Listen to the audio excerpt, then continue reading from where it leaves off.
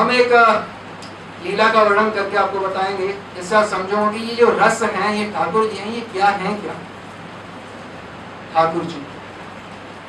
यही सुबह नित्य 11 बजे के आसपास मध्याह्न लीला होती है। मध्याह्न लीला में देखिए ये अलग अलग प्रकार से रोज होती है।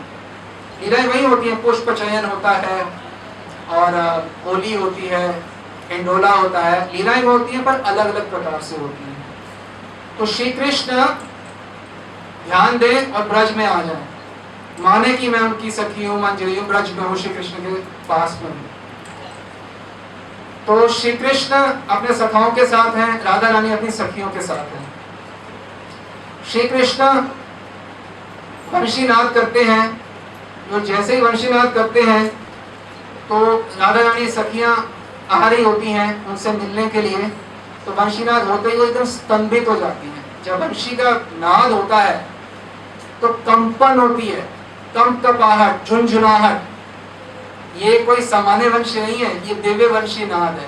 कंपकपाहट होती है, झुंझुनाहट हो रही है और स्तंभित हो जाती, चल नहीं पाती, एक जगह पे एकदम जड़ हो गई, मूर्ति बन गई। व्यक्ति चल रहा है, चलते चलते मूर्ति बन गया। ये ठाकुर जी की वंशी का कमाल है।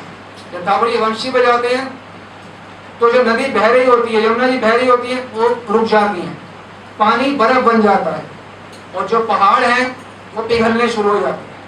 ये ठाकुर जी के वंशी का कमाल है। तो ठाकुर जी ने वंशी में तो स्तंभित हो रही है, कंपकपाहट हो रही है, झुंझुनाहट हो रही है सखियों के साथ, तो फिर भी किसी तरह चल के मदन रण वाटिका में आ गई सखियों के साथ राधा रानी। और वहां पे अपना पूजा इत्यादि किया और प्रार्थना किया कि हृदय का वल्लभम, मेरे हृदय के जो वल्लभ हैं, मेरे प्राण रन हैं, कृपया मेरा उनसे मिलन अबाधित हो। तो इस प्रकार से प्रार्थना करके राधा कुंड में प्रस्थान किया राधा रानी। देखिए रोज अलग प्रकार से होगा प्रस्थान, ये एक प्रकार से लीला हुई है। तो प्रस्थान कर रहे हैं, तो प्रस्थान किया तो ठाकुर जी कुछ दूर पे थे, अपने सखाओं के साथ वंशीनाद कर रहे थे। अब क्या हुआ कि जो राधा रानी के आने का प्रभाव है, होने मात्र से राधा रानी के कुछ दूर पे, ठाकुर जी तो आनंद सिंधु हैं, श्री कृष्ण विज्ञानम आनंद ब्रह्म, वो आनंद सिंधु हैं। तो आनंद सिंधु हमेशा आनंदित रहते हैं, परंतु राधा रानी के पास में आने से ऐसा वातावरण उत्पन्न हुआ कि उस आनंद सिंधु में उच्छ्वास आ गया और आनंदित होने लगे। और उन्होंने कहा अपने मित्रों को, ये क्या हो रहा है, निश्चित रूप से श्री जी पास में हैं, नहीं तो मैं इतना आनंदित अचानक कैसे हो जाता। देखिए ये केवल विचार है कि श्री जी पास में है, वास्तव में पास में हैं, तो एकदम आनंद में वो विभोर होने शुरू हो गए। फिर थोड़ा और आगे जाते हैं तो राधा रानी जो कांति है, जो उनसे शरीर से जो रोशनी निकलती है, स्वर्णिम गोल्डन कॉम्प्लेक्शन, वो इतनी ज्यादा निकलती है कि पूरे का पूरा जो वन होता है वो गोल्डन हो जाता है, स्वर्णिम हो जाता है वन पूरा। तो पूरे का पूरा जो वन था, पहाड़ थे, वो ऐसे लगने लग गए कि सोने के पहाड़, सोने के पेड़, सोने की घास, सोने के आभूषण, सोने की जो भी बने हुए हैं जगहें, रहने के स्थान, पेड़, पानी, सब कुछ सोने का लगना शुरू हो गया। इतनी कांति होती है राधा रानी की, इसे कहते हैं जन्म कर्म जमे दिव्यम। इतनी कांति की पहाड़ इत्यादि सब सोने के लगने लगे। तो श्री कृष्ण अपने सखाओं से कहते हैं कि ये मैं वृंदावन में आया हूं या किसी मेरू पर्वत पे आ गया हूं या इलाहाबाद वर्ष में आ गया हूं, क्योंकि तो वृंदावन जैसा कुछ दिख ही नहीं रहा, ये तो सब कुछ स्वर्णिम है, ये सब कुछ गोल्डन है, स्वर्णमय है, ये कैसे हो रहा है।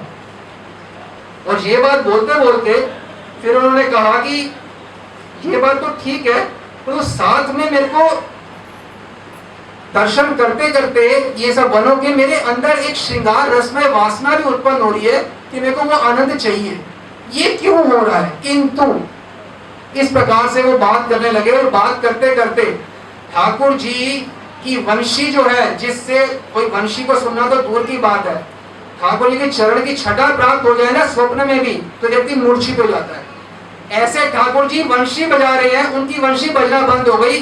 किस वजह से? प्रेम की वजह से। राधा रानी का प्रेम इतना मादक है कि वो जो उनके दर्शन, राधा रानी के कांति के दर्शन हो रहे थे, उसी में ही ठाकुर जी बिल्कुल डूब गए, रस प्लावित हो गए, रस मग्न हो गए बिल्कुल ठाकुर जी, और उनकी वंशी बजनी भी बिल्कुल बंद हो गई। अब धीरे धीरे करके किसी प्रकार मधुमंगल के साथ वह आगे गए तो अभी देखिए, पहला विचार आया, उसी में इतने आनंदित हो गए। दूसरा, केवल कांति देखी, अभी दर्शन नहीं हुए हैं। जब अपने प्रेमी भक्तों के दर्शन कर लेते हैं ठाकुर जी, तो उनकी क्या गति होती है हम सोच भी नहीं सकते। ये बीच लीला को रोक के बीच में एक और बात बताते हैं। बृहद भागवत में कथा आती है गोप कुमार की। गोप कुमार भक्ति करी और भगवान के धाम पहुंचे, तो श्री कृष्ण के पास, जैसे हम लोग भक्ति करेंगे ढंग से हम भगवान के धाम पहुंचेंगे, वैसे ये गोप कुमार नाम के व्यक्ति भगवान के धाम पहुंचे, तो ठाकुर ने गले लगा लिया और आंसू गिरने शुरू हो गए ठाकुर जी के। बोलते मैं कितने समय से तुम्हारा इंतजार कर रहा था। ठाकुर जी हम सबका इंतजार कर रहे हैं कितने समय से, और हम यहाँ किसी और से संबंध स्थापित कर रहे हैं। उन्हें कितना खराब लगता होगा। जैसे ठाकुर जी भक्त के दर्शन करके ये हाल ठाकुर जी का भी होता है, जो हमारा होता है ना हाल, वही ठाकुर जी का भी हाल होता है। मैं भक्तों के साथ रह के बहुत आनंदित होते हैं, और राधा रानी तो खैर सबसे बड़ी है, उनके साथ रह के सबसे ज्यादा आनंदित होते ही होते हैं। तो जब ठाकुर जी पास में आने लगे, तो ठाकुर जी की जो अंग की गंध है, जो उनकी सुगंध है, ठाकुर जी के देह से, जैसे हमारे देह से क्या निकलता है, हमको तो पाउडर लगाना पड़ता है कि अच्छी चीजें नहीं निकलती, ठाकुर जी के देह से सुगंध निकलती है, और इतनी सुगंध कि वो अगर हमारे को जरा सी प्राप्त हो जाए तो हम बेहोश हो जाएंगे।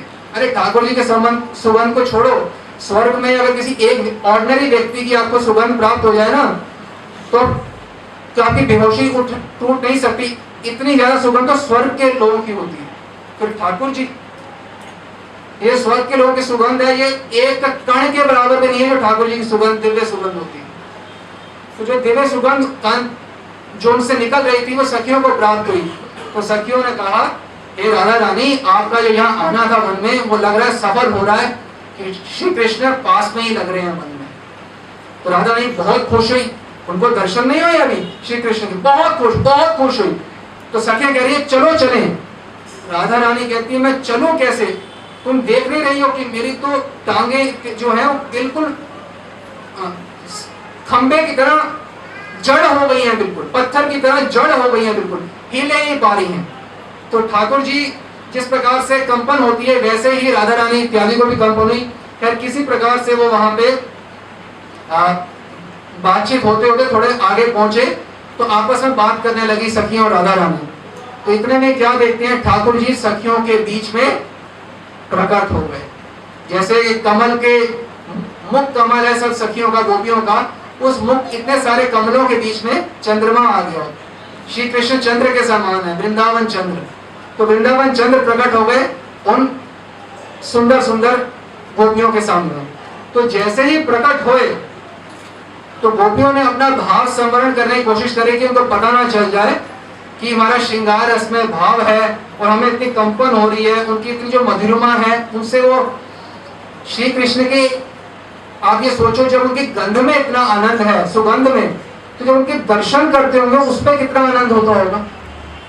श्री कृष्ण का एक एक जो अंग है, आंखें, उनके जो कपोल हैं, उनके जो चिबुक है, उनके जो कपाट के सदृश उनकी जो छाती है, उनका जो नाभि कमल है, वो एक एक इतना सुंदर है, एक एक आनंद के समुद्र के समान है कि एक बारी दृष्टि पड़ी तो उस दृष्टि को दूसरी जगह लेके नहीं जा सकते, इतना ज्यादा आनंद है। सिंधु है ना आनंद का। आप ये सोचो हम आनंद के लिए तरस रहे हैं, आनंद की एक बूंद मिल जाए, सब घूमते हैं, खाते हैं, पीते हैं। आनंद सिंधु हृदय में विराजमान है और आनंद की बूंद को तरस रहे हैं। क्यों? क्योंकि उनको अपना सब कुछ नहीं माना हुआ, परंतु गोपियों ने उनको सब कुछ माना। और जैसे ही वो दर्शन कर रही हैं तो इतने आनंद में उनके नैन हो गए, एकदम नौका के समान के नैन हो गए, और श्री कृष्ण का जो सौंदर्य है वो इतने बड़े आनंद का सिंधु, भंवर होता है, भंवर समझते हैं, क्या बोलते हैं, व्हर्लपूल जो समुद्र में आता है, भंवर, व्हर्लपूल, वो इतना बड़ा पानी का जो बहाव होता है जिसमें कोई भी चीज डालो नीचे डूब जाती है, आपने देखा होगा। तो श्री कृष्ण का आनंद सिंधु इतना बड़ा आनंद का भंवर है कि सखियों के, गोपियों के नयन जो हैं भंवर में अगर कोई चीज जाती है तो कहाँ जाएगी, कहाँ मिलेगी, बिल्कुल नीचे। उसी प्रकार से सारी गोपियों के नैन उस भंवर के अंदर, अनंत सिंधु के अंदर ऐसे फंस गए कि सीधा अटल पे एकदम नीचे जाके फंस गए। और देखने में लग रहा है कि गोपियों के नैन जो हैं वो शर्म की वजह से, लज्जा की वजह से नीचे हो रहे हैं। वो लज्जा की वजह से नीचे नहीं हो रहे। यही बता रहे हैं विश्वनाथ चक्रवर्ती ठाकुर कि ये तो प्रभुर इदम ह्रियो विलसिम तत्वम नाते जानते, वो तत्व को जानते नहीं है, जिनको लग रहा है ये लज्जा से नीचे हुए हैं। ये लज्जा से नीचे नहीं हुए, ये आनंद के भंवर में ऐसे डूब गए कि नैन उठ ही नहीं पा रहे। जैसे टांगे हिल नहीं पाती, शरीर हिल नहीं पाता, नैन पलके नहीं उठ सकती। ऐसे रसमय ठाकुर हैं, ऐसे आनंदमय ठाकुर हैं, पलके नहीं उठ रही। और क्या सुंदर बताया, तत्व नाते जानाते, वो तत्व को जानते नहीं है, जिन्हें लग रहा है कि लज्जा से केवल जो नेत्र है वो नीचे हो रहे हैं, लज्जा से नहीं हुए हैं, वो आनंद में डूब चुके हैं, उठ ही नहीं सकते, अब वो उठ ही नहीं सकते। अभी तो गोपियों ने केवल दर्शन करा, पहले उनकी सुगंधी का नासिका में प्रवेश करा, उसमें आनंद में डूब गए। अब तो दर्शन कर लिया। और अब सबसे बड़ी बात, जब ठाकुर जी ने दर्शन किया इस प्रकार से और बोला, सिर्फ बोला, आप कौन हो। जैसे आप कौन है हम या कोई और बोलते हैं तो शब्द सुनाई देते हैं कि सामान्य व्यक्ति बोल रहे। जो ठाकुर जी जो बोलते हैं, ठाकुर जी को छोड़ दीजिए, वृंदावन के अंदर कोई भी वृंदावन का जो भगवान का जो पार्षद है, वो एक कदम चलता है ना तो ऐसा लगता है नृत्य हो रहा है। चलना चलना नहीं होता, चलना नृत्य होता है। तो नृत्य कैसे होता होगा, बोलना बोलना नहीं होता, बोलना ऐसा लगता है कि कोई गाना गा रहा हो, कोई गान हो रहा हो। सामान्य शब्द बोलते हैं ना, ऐसा लगता है अमृत वर्षा हो रही है, अमृत वर्षा, अमृत वर्षा हो रही है जैसे।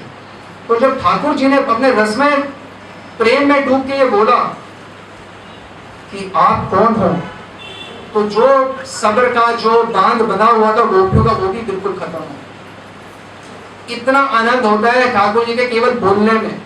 अरे अच्छा एक बात समझिए आप, अब देखिए ऐसे कैसे होता है। अच्छा कोई बड़ा व्यक्ति लीजिए, आप किसी के साथ बैठे हो, मान लो मोदी बैठे हो या अमिताभ बच्चन बैठे हो, सिर्फ बैठे हो, कुछ भी नहीं, आप कुछ भी नहीं कर, सिर्फ बैठे हो, सोचो शांति, कुछ भी नहीं, आप क्या एकदम खुशी में रहो। पता है किसके साथ बैठे हैं, अंदर से हर समय रहेगा साथ में बैठे, ये श्री कृष्ण है। लक्ष्मी जिनको प्राप्त करने की तपस्या करती हैं, प्राप्त नहीं कर पाती, वो श्री कृष्ण बैठे हैं और आपसे बात कर ली, वो भी बोला आप कौन हो। तो फिर बिल्कुल जैसे कहते हैं ना, अमृत वर्षा इतनी ज्यादा हुई कि बाढ़ आ गई हृदय में, गोपियों के हृदय में बाढ़ आ गई और बाढ़ में एकदम डूब गए। और उसके बाद ये तो हमने बताया श्री कृष्ण गोपियों की क्या दशा हुई। अब वापिस श्री कृष्ण प्यार, इसको कहते हैं रसमय भगवान, कि वो आनंद देते भी हैं। जैसे हमारे से संबंध हमारा जब भगवान से स्थापित होगा, उससे फायदा क्या हुआ, फायदा ये है, दो फायदा है। एक तो श्री कृष्ण को वो आनंद मिलेगा जो और किसी जीव से नहीं मिल रहा, उनको और आनंद प्राप्त होगा। दूसरा, उन्होंने हम सबके लिए एक आनंद अपने हृदय में रखा हुआ है। जब हमारा उससे संबंध स्थापित होगा, वो हृदय, उनके हृदय से आनंद हमारे हृदय में सीधा बाढ़ आ जाएगा। ये है संबंध स्थापित करने का। ये संसारिक संबंध जैसा नहीं है भगवान से संबंध, ये आनंद का संबंध है। हमको हर समय क्या चाहिए, आनंद चाहिए। आनंद तो भगवान ही है, हमें हर समय भगवान चाहिए, बस समझ नहीं पा रहे बस। और गोपियां ने से क्या पूछा गया, आप कौन हो। गोपियों ने सिर्फ एक बात बोली, क्या बोली, किस अंदाज में बोली, पहले ये समझना होगा। श्रृंगार रस में अंदाज में तरीके से बोली। लज्जा है, छुपा भी रही है, लज्जा भी है, मुख पे प्रकट भी सब कुछ हो रहा है, छुपा भी रही है। और लज्जेश्वरी तो हमारी राधा रानी है ही है, लज्जा की ईश्वरी। फिर भी उन्होंने बोला हम कोई नहीं है, कुछ भी बात नहीं हमारे ओर से, इतनी बात हम कोई नहीं है, सिर्फ ये बात बोली। अरे कोई कवि क्या ये वर्णन कर सकता है ये बात का कि वो किस प्रकार से नजारा है जब गोपियां बोल रही हम कोई नहीं है, श्रृंगार रस में अंदाज में लज्जा करती हो। श्री कृष्ण उनको दर्शन कर रहे हैं। क्यों दर्शन कर रहे हैं, क्योंकि उनकी प्रेममयी सेवा है कि अपने पूरे देह से गोपी रूपों की सेवा करना चाहते हैं, तो सेवा को स्वीकार कर रहे हैं। कैसे सेवा स्वीकार कर रहे हैं? जिस प्रकार से लज्जा से उन्होंने कहा, वो प्रेम जागृत हुआ ठाकुर जी के हृदय में। तो जब ये प्रेम जागृत हुआ ठाकुर जी के हृदय में, सुन के हम कौन हैं, हम कोई नहीं है, तो ठाकुर जी को ऐसा लगा मेरा मन मन ना हो, मेरा पूरा एक एक शिका कण कान बन जाए, यही मैं सुनूं। हम कोई नहीं है, हम कोई नहीं है, हम कोई नहीं है। इसी से उनको आनंद इतना प्राप्त हो रहा है। अरे अपने जो जिनसे प्रेम करते होंगे, वो कोई बोलते भी नहीं है, सिर्फ स्माइल कर देते हैं, कितना अच्छा लगता है।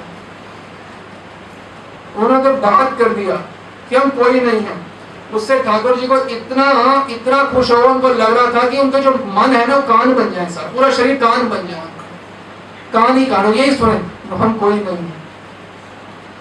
और श्री कृष्ण अपने जो उनके भाव है उनका संवरण छुपाने की कोशिश कर रहे हैं, पता ना चले। पर पता कैसे नहीं चलेंगे? कंपन शुरू हो गई श्री कृष्ण का। प्रेम में कंपन होती है, प्रेम में अश्रु विसर्जन होता है।